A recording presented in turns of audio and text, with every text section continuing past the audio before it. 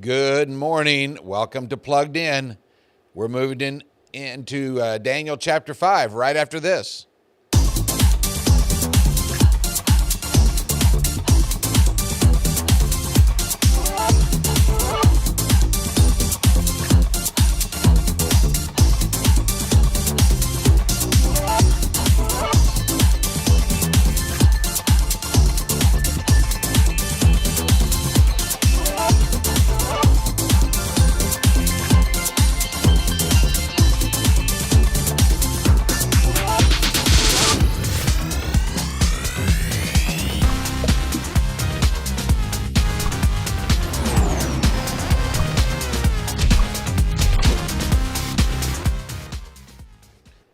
It is a beautiful Monday morning.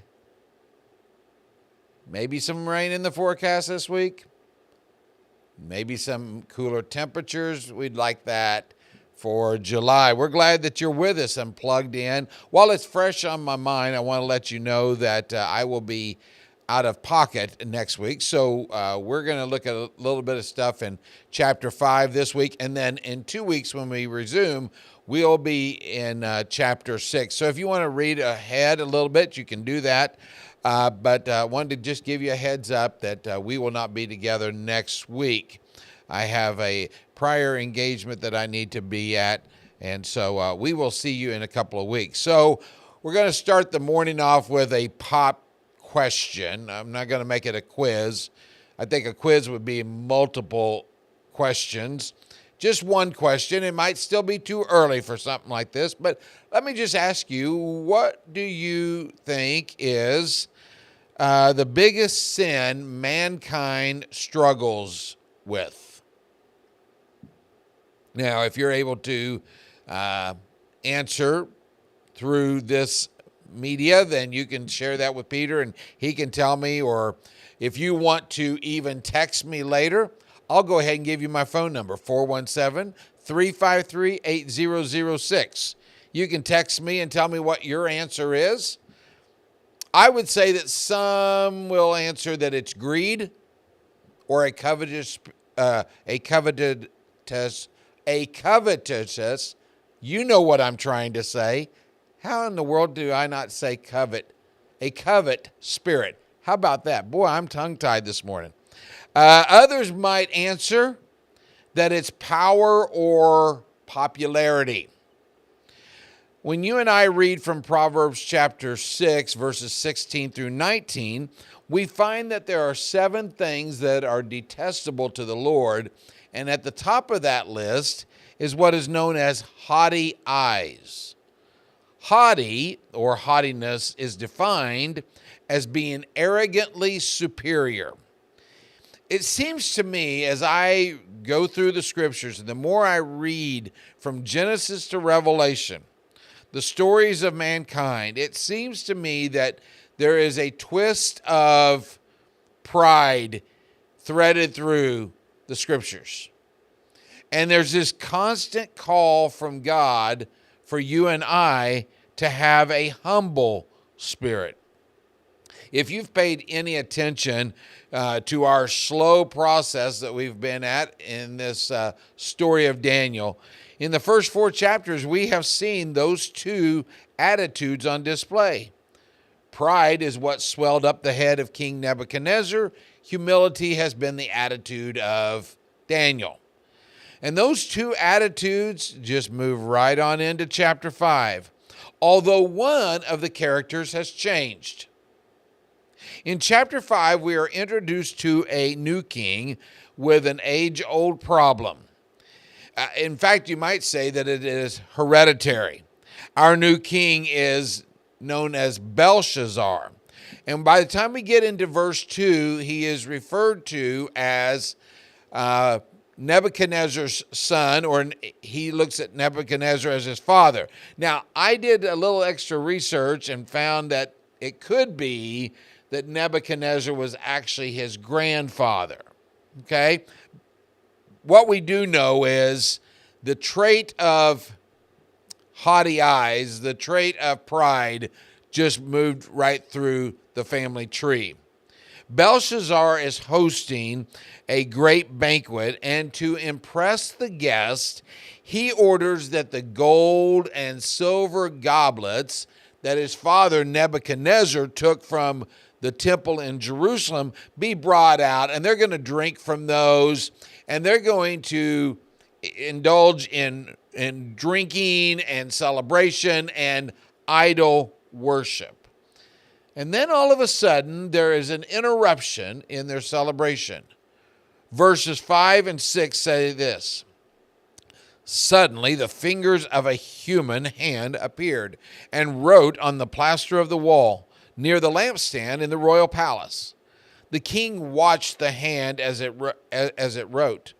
His face turned pale, and he was so frightened that his knees knocked together and his legs gave way."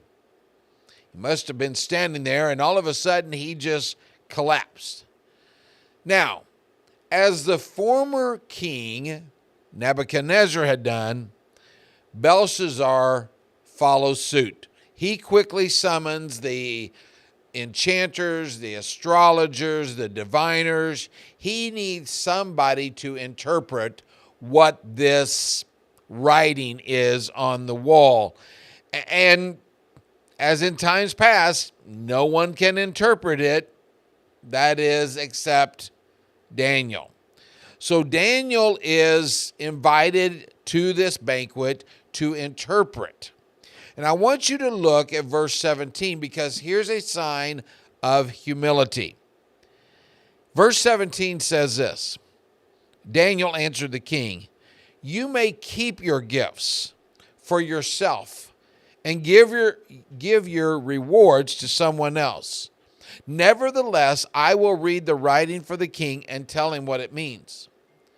The king had offered to whoever could interpret this dream or this writing on the wall, he had offered them the third highest position in the kingdom. He was going to clothe them with a royal robe. Daniel doesn't want any of that. Daniel wants to be clothed in God. Daniel wants his life to circle around and be central around what God wants. So he doesn't want all of these material possessions. He doesn't want these promotions, these positions.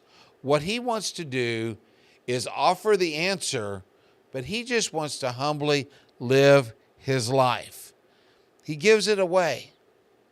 So he explains to Belshazzar what is going on. He tells about Nebuchadnezzar. Hey, it was God who put him in position.